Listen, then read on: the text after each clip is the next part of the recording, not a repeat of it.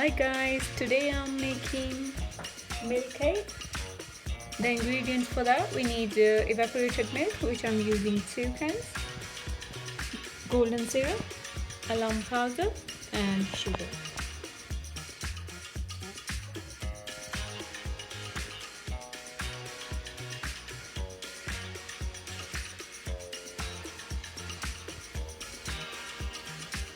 In minutes, I'm just going to add almond powder, but not in one go. We have to do it nice and slowly. So I'm going to just add little, and then after I will do the rest. Grainy. So now I'm going to start adding sugar into it.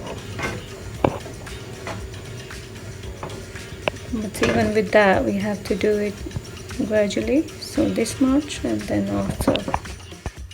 after like 20 minutes it's like that. So it's nearly getting ready to be put in a pan. At this stage I'm going to add ghee in it, and now I'm going to spoon it in a pan and cover it with the plate and roll it in the towel and leave it in the oven for overnight.